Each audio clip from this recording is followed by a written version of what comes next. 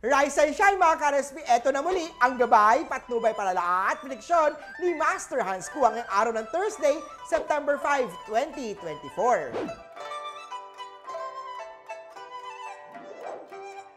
Para sa mga pinanganak ng Year of the Rat, bago magselos, make sure na totoo nga ang mga hinala mo. Mahirap magbintang ng hindi totoo. Ang lack of trust is another red flag sa relasyon. Gold at 3 ang swerte kay Year of the Rat. Kaya Ox naman tayo, may third party sa relasyon. Stay away sa mga taken na. Maniwala sa karma. Blue at 7 ang swerte kay Year of the Ox.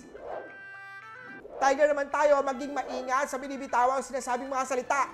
Iwasan din ang mga patama. Nakaka-turn off ang ugali na ito. Conduct yourself in the right way. Yellow at 3 ang swerte kay Year of the Tiger.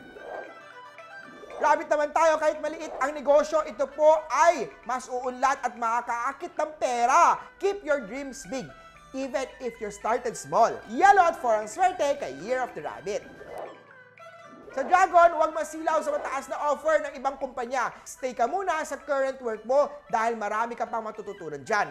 Pink at 9 ang swerte kay Year of the Dragon.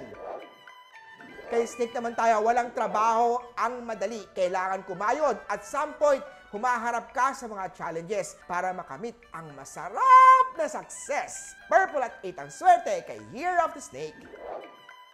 Ito naman sa Year of the Horsey. May support ka sa iyong partner. Makakatulong ito na magbigay ng iyong confidence para maabot ang goal na pangarap. Sa mga singles naman huwag isara ang puso sa isang admirer lang. Subukan magkaroon ng simpleng friendship upang lubusan siyang makilala. Silver at 7 ang swerte kay Year of the Horsey.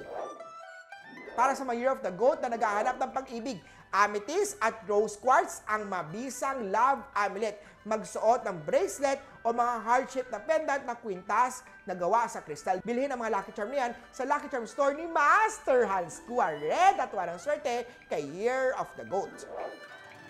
Sa mga Year of the Monkey, keep your hopes up. Huwag susukuan si partner o si crush. Hayaan lang na ma-develop ang pag-ibig sa isa't isa. Sa ngayon, mag-friendship muna tayo. Brown at 9 ang swerte kay Year of the Monkey. Kay Year of the Rooster naman tayo, kung napipilitan ka sa iyong trabaho, dapat mo din ipakita ang effort mo at magbigay ng maayos na service. Count your blessing na hindi lahat ay may pinagkakakitaan. Orange at 5 ang swerte kay Year of the Rooster. Sa dog naman, ang single must choose wisely. Bitiwan na ang mga relationship na kung saan ang partner ay nakatali na sa iba. Hindi ito para sa iyo. Committed partners should always be faithful sa kanilang mga katuwang. Silver at 1 ang swerte kay Year of the Doggy. At sa Year of the Pig naman tayo, pagpatuloy lang ang mga plano sa negosyo o paglipat ng trabaho. Ngunit huwag munang i-announce ito hanggang hindi pa sure dito. Maaari ding masira ito dahil sa mga toxic na mga tao na nakapaligid sa inyo. Blue at 7 ang swerte kay Year of the Piggy.